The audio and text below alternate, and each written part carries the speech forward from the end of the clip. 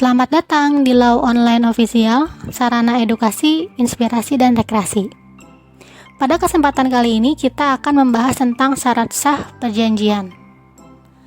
Dan dalam kehidupan sehari-hari, sebenarnya kita sudah tidak asing lagi dengan kata perjanjian, dan bahkan kita pernah melakukan perjanjian tersebut, baik itu perjanjian jual beli kendaraan, sewa menyewa, dan lain-lain.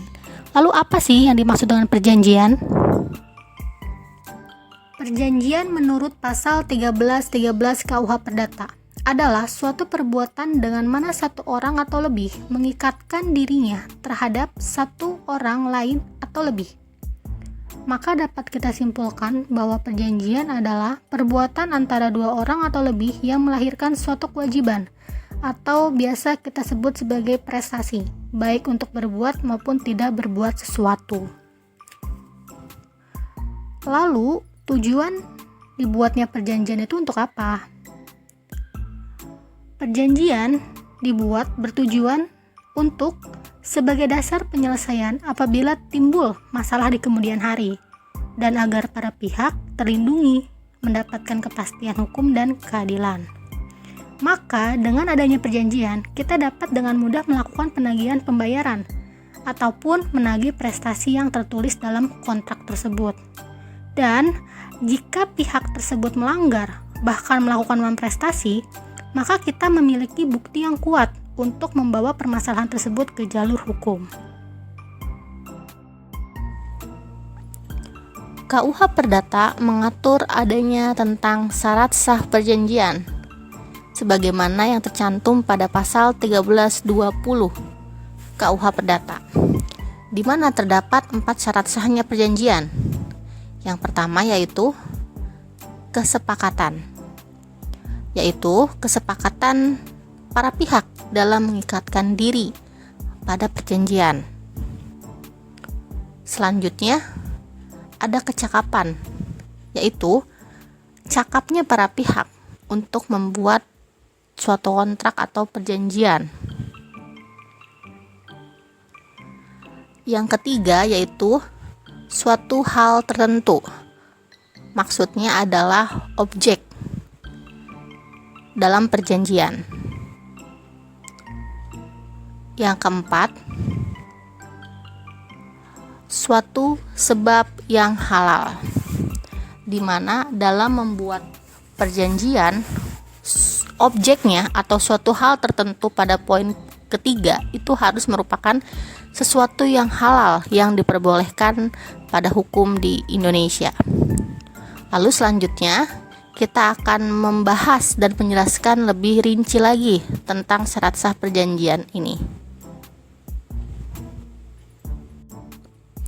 Yang pertama yaitu kesepakatan kedua belah pihak. Kesepakatan kedua belah pihak merupakan syarat yang pertama sahnya perjanjian atau kontrak, di mana kesepakatan adalah persesuaian pernyataan kehendak antara satu orang atau lebih dengan pihak lainnya, dan terdapat beberapa cara terjadinya persesuaian pernyataan kehendak tersebut yang biasa kita jumpai dalam kehidupan sehari-hari. Yang pertama yaitu secara tertulis dan secara lisan. Secara tertulis dan secara lisan merupakan cara terjadinya persesuaian pernyataan kehendak yang biasa kita jumpai. Jadi, bila ada yang bilang bahwa perjanjian itu haruslah tertulis, itu merupakan pernyataan yang kurang tepat, karena di KUH Perdata sendiri itu tidak pernah mengklaim bahwa perjanjian itu haruslah secara tertulis dan perjanjian lisan itu tidak sah atau tidak dapat dipertanggungjawabkan. Memang cara terjadinya persesuaian pernyataan kehendak secara tertulis dan secara lisan itu mempunyai kelebihan dan kekurangannya masing-masing. Tapi cara tersebut secara baik itu secara tertulis maupun lisan merupakan cara yang lumrah terjadinya pernyataan kehendak atau kesepakatan yang sering digunakan oleh para pihak. Jadi, kesepakatan merupakan syarat pertama sahnya kontrak dan wajib, dan merupakan syarat subjektif karena menyangkut subjek dari pembuat kontrak. Syarat yang kedua adalah kecakapan para pihak.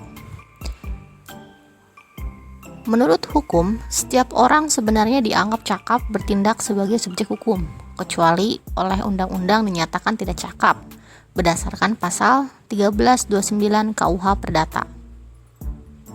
Maka dari itu kita akan mengkategorikan dalam dua kategori. Yang pertama yaitu kategori cakap hukum, yaitu seseorang telah berusia 21 tahun, karena di Indonesia usia yang telah dewasa itu usia 21 tahun. Yang kedua yaitu berakal sehat. Yang ketiga, tidak ditaruh di bawah pengampuan. Maksudnya yaitu jika orang tersebut berada dalam keadaan dungu, gila, atau mata gelap, walaupun orang tersebut cakap menggunakan pikirannya, namun tetap dikategorikan sebagai orang di bawah pengampuan. Lalu selanjutnya, bukan pemabuk dan bukan merupakan pemboros, maka dikategorikan sebagai cakap. Yang kedua yaitu tidak cakap hukum. Yang pertama, di bawah umur atau di bawah usia 21 tahun. Yang kedua, berakal tidak sehat atau dalam keadaan gangguan jiwa, maka itu termasuk ke dalam ditaruh di bawah pengampuan. Lalu selanjutnya, pemabuk dan pemboros, maka dikategorikan sebagai seseorang yang tidak cakap, sehingga tidak diperbolehkan dalam melakukan suatu perbuatan hukum. Yang ketiga yaitu suatu hal tertentu. Suatu perjanjian seharusnya berisi pokok atau objek tertentu agar dapat dilaksanakan. Dan jika terjadi sengketa, maka hakim akan berusaha sebisanya untuk mencari tahu apa objek atau pokok dari suatu perjanjian tersebut agar perjanjian itu dapat dilaksanakan. Tetapi bila sampai tidak dapat sama sekali ditentukan objeknya atau pokok perjanjiannya, maka perjanjian itu menjadi batal demi hukum. Karena pada hakikatnya suatu hal tertentu merupakan syarat objektif karena menyangkut objek dari perjanjian yang dimana akibat hukumnya bila tidak terpenuhi maka akan batal demi hukum. Artinya perjanjian itu semula dianggap tidak pernah ada.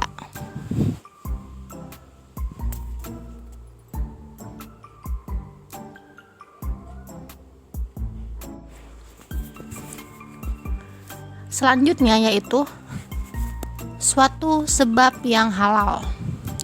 Suatu sebab yang halal ini berkaitan pula dengan poin sebelumnya, yaitu tentang objek suatu perjanjian, di mana suatu sebab yang dikatakan halal adalah apabila suatu sebab itu tidak bertentangan dengan undang-undang, kesusilaan, dan ketertiban umum sebagaimana yang tercantum pada pasal 1337 KUH Perdata.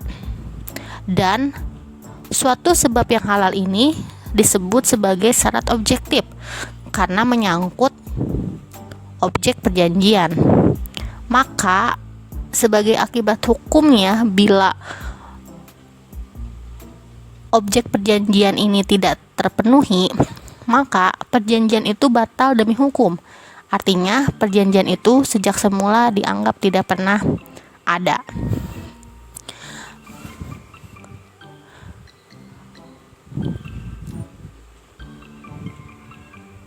Sekian untuk penjelasan Law Online Official, syarat-syarat perjanjian. Sampai bertemu lagi di pembahasan selanjutnya.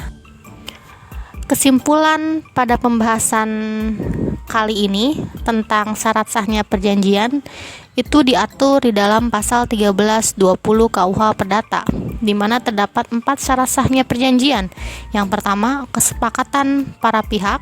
Yang kedua, kecakapan para pihak. Yang ketiga, suatu hal tertentu atau menyangkut mengenai objek dan pokok perjanjian. Serta yang keempat adalah suatu sebab yang halal. Syarat pertama dan kedua atau kesepakatan dan kecakapan merupakan syarat subjektif karena menyangkut subjek pembuat kontrak. Maka akibat hukum tidak dipenuhinya syarat subjektif, yaitu perjanjian dapat dibatalkan oleh para pihak. Sedangkan syarat yang ketiga dan keempat atau tentang suatu hal tertentu dan suatu sebab yang halal merupakan syarat objektif karena menyangkut objek kontrak. Maka akibat hukum tidak dipenuhinya syarat objektif adalah batal demi hukum. Artinya perjanjian itu sejak semula dianggap tidak pernah ada. Sekian pembahasan Law Online Official kali ini. Sampai bertemu di pembahasan Law Online Official selanjutnya. Terima kasih.